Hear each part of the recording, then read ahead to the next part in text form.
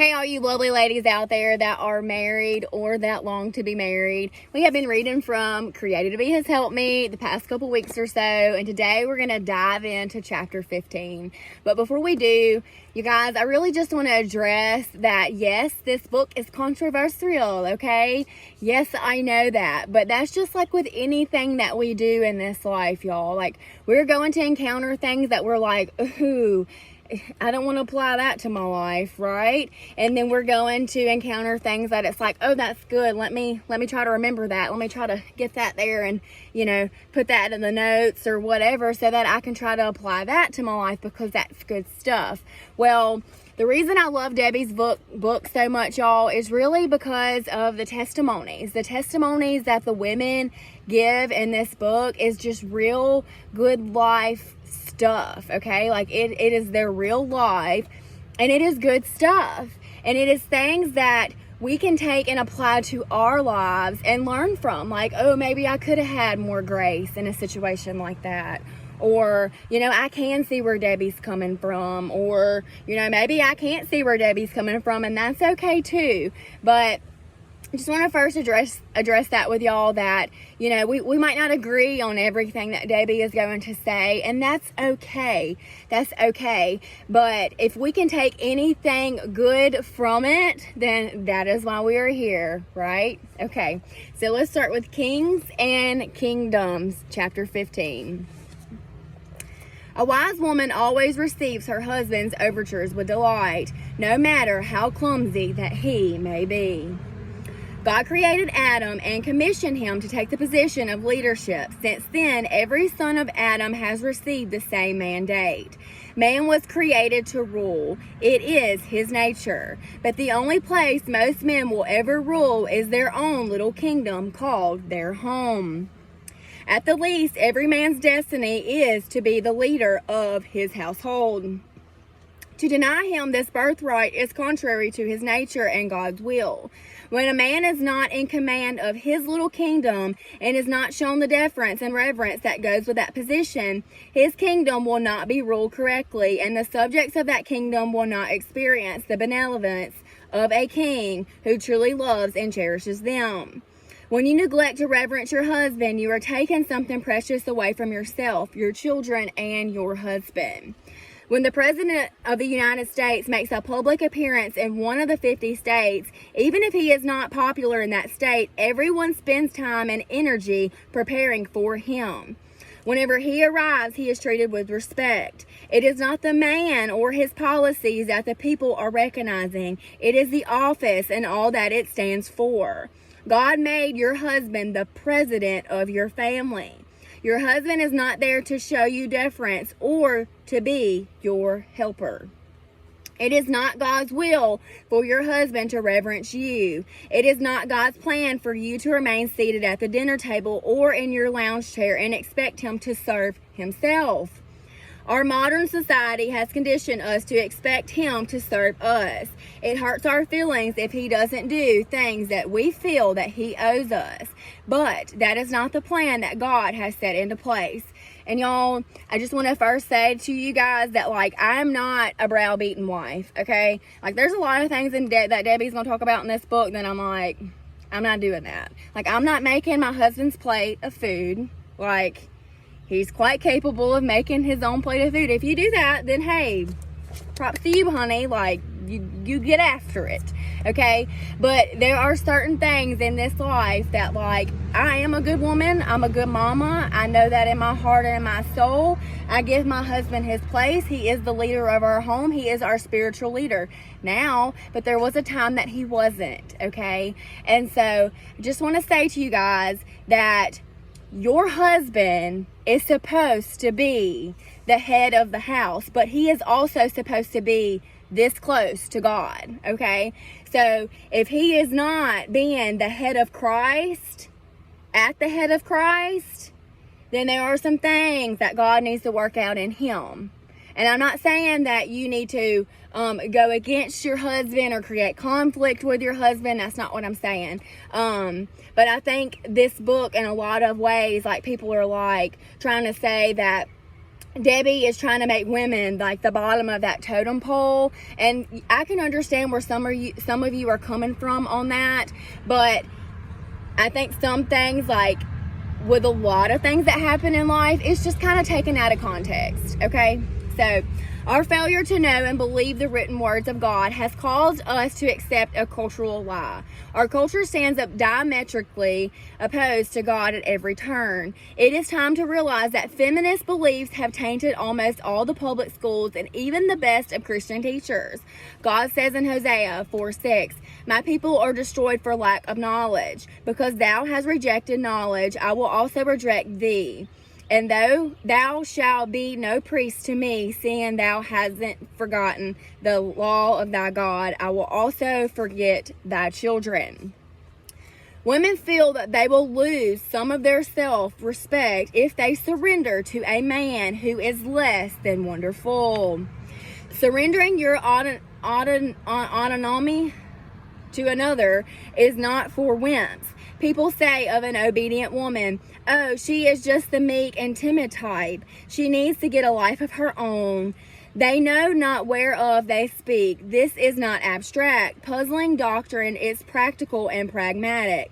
The more I show my husband reverence, the more he treasures me and treats me like his queen. God made man so that our deference and respect feed his tendency to show tenderness and to be protective of us. And you guys, feminism is a huge thing these days, okay? Like, how many women do you come across that's like, I don't need a man. I don't need a husband or a man figure in my life to raise up my sons. And like, yes, a woman can do that by herself. I know plenty of them who have, but that is just not how God has created us to be. God created man and he created woman for a reason, and that is for them to be together and come together at the head of Christ to be one flesh, okay? So, we were not created to not have a husband. I know that sounds crazy, but it is truth. Reverence is just not how you act. It is how you feel and how you respond with words and your body language. It is not enough to get up and serve him. Your eyes and the quick, carefree swing of your body must indicate your delight to be engaged in serving your man. You cannot fool a man. He can see your heart as well or better than you can. Keep an eye on his dinner plate so you can anticipate his needs. Deference is a hot cup of tea while you take his shoes off after a hard day of work. Yeah, done that. It is a glad face when he returns after being gone for a short time. It is thankfulness for his attention and affection. Deference to your man is the height of true femininity. It takes a woman beautiful, gracious, and lovely to all, but most especially to him. The next story is an example of the opposite of reverence. Don't mess with my hair. This is a good one. A few years ago, I attended a meeting with my husband where a group of leading men were discussing grave matters, trying to come to a conclusion as to what course of action that they should take. The men sat in a circle with their wives sitting beside or right behind them. Sitting across from me was a sober, earnest young man whom I will call Charles. He was there with his attractive wife. In the midst of an intense part of the conversation, Charles leaned back and draped his arm around his wife's shoulder. She immediately reacted with obvious irritation, shaking his hand off her shoulder and leaning forward as to get away from his embrace. I mean, I think most women have been here. If you've been with a man long enough. I hope you learned from it. Okay. Then she carefully fixed her hair where his arm had disturbed it. His mind was jerked off of the serious problem at hand and was focused on her now, as was the attention of almost everyone in the room. To her, brushing him off was nothing, but to all those in the room, including her husband, it was an act of putting him down like a thoughtless, inept child. Everyone felt his humiliation. After that, Charles had nothing else to contribute. For the duration of the meeting, he sat downcast, properly chastened, with his hands in his lap. I wanted to get up and shake that girl until her teeth rattled. Whew. It would have shocked her to know that everyone in the room felt extreme disdain toward her for her self-centered response. She continued to straighten her hair, unaware that she had just shown a complete lack of honor and reverence towards her husband, and unaware that she was wasting her time trying to look pretty, for she had lost all that was lovely and feminine in that one act of disdain. Yeah. Carrying that kind of rejection on a regular daily basis, Charles will never really be able to cherish his wife, and he will never have what it takes to become an effective minister or her leader. Yes, she is his wife, and he will undoubtedly continue to love her, but his love will always be more of an attempt to win her. Yeah. Until she repents, he cannot love her with abandoned joy. A man's ego is a fragile thing. How can a man cherish someone who cares so little for his reputation? Her act was testimony to the state of her heart. She thought more of her hairdo than her husband's honor. She was rebelling against God and not reverencing her husband. To reverence is an active verb. It is something that you do. It is not first a feeling. It is voluntary act. As we reverence and honor our husbands, they are free to mature before God and to minister to others. Charles was not free. He was troubled and he was bound inside. Regardless of how a woman may feel about her husband, she can choose to obey and honor him. A husband is told to love his wife. It involves how he feels towards her. She can will to do what you ought to do much sooner than you can be motivated by your feelings to act. As we said earlier, whenever you choose the right ways, feelings will soon follow. Woo! A foolish woman is clamorous. She is simple and knoweth nothing. Proverbs 9:13. Every wise woman buildeth her house, but the foolish plucketh it down with her hands. Proverbs 14:1. It's my dog. Not fair. It doesn't seem fair that the wife is expected to honor and obey her husband even though he has not earned the right. Yet she must also earn the right to be loved. If she has to honor him regardless of how he acts, why shouldn't he love her regardless of how she acts? If my husband were talking to men, he would tell them to love their wives regardless of how they act. But remember, this is me, the aged woman, telling the young girls what they can do to make a heavenly marriage. You cannot command your husband to love you, and you have no right to expect him to love you when you are unlovely. But God has provided a way for a woman to cause her husband to love and cherish her.